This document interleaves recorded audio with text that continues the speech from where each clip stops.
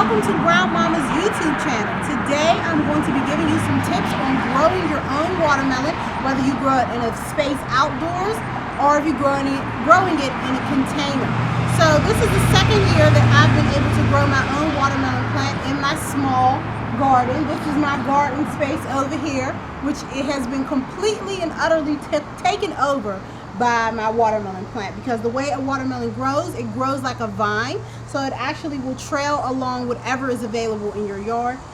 I should have been training my watermelon to grow this way towards the gate, but I let it go crazy, and that's what it will do, because a watermelon plant will actually get up to 9 feet long as far as I've read, or 9 feet wide as far as what I've read. So some things you need to consider before you decide you want to grow a watermelon plant is that a watermelon needs a ton of space, heat, sun, and water. So if you live in an area where you're not going to get those things, you're likely not going to be able to grow a watermelon plant. But I live in the beautiful city of Pittsburgh, Pennsylvania, which is cold a large portion of the year, and I can still grow a watermelon. So unless you live in Antarctica, chances are you can grow one too. So, like I said, my watermelon plant started here at the base, which is where you're going to water it at. It's important that you know that that's where you water your watermelon plant. Just because it has these tendrils, that's not going to pick up any water. You have to water your plant at the base where it is there.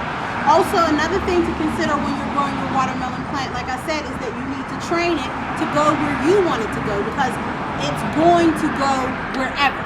It's not going to, take any heat from you. And also, my son is behind the camera. Come on, Jair, let's go over here and look at a little tip that I was given. Come on.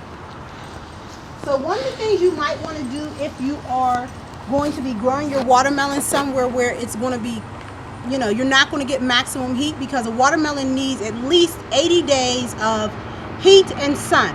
It won't even begin to bloom or grow. The leaves won't even begin to grow until the ground is at least 70 degrees warm. So considering that I know that I need 80 degrees of heat, 80 days or more of heat and sun, and I know I'm not going to get that here in Pittsburgh, I did a little trick, which Jair, come on, let's look in here. If you put a piece of foil underneath your watermelon plants, like I did here, it actually helps them to trap a little bit more heat than what you would get without it. So that's one of the tricks that you can use to grow your watermelon. And also, if you're going to grow your watermelon in a container of some sort, you just need to know that you may not get as many watermelons as you might see in another YouTube video. I've seen quite a few videos where people have 5 and 6 watermelons, so a lot of times beginners think that that's how many you're going to get. If you live in an area, like I said, where you're not getting over 100 days of sun, and also if the root doesn't have a lot of space to grow in, you're not going to get that many. Right now, I think I have 4 to count. 1, 2, yeah, I have 4 ones that are sizable enough that I know it's going to harvest something. I have a few little buds, but I don't think that they're going to be able to get big enough, because it is already, what month are we in, Jair? September. Yes, actually 1 day away from the first day of September, and that's how big my watermelons are. So I don't even know if those 2 are going to make it. I only have 1 that is a sizable size, because like I said before, you need that heat, you need that sun.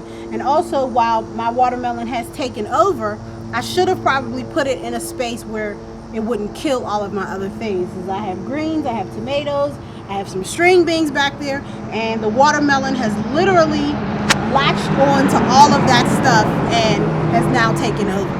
So those are just a few of the things you want to consider. If you want to find out more gardening tips, you can visit me, Muffy Mendoza, on brownmamas.com, and I have my lifestyle section is filled with other gardening information. So good luck growing your watermelon plant, and I will see you later. Bye-bye.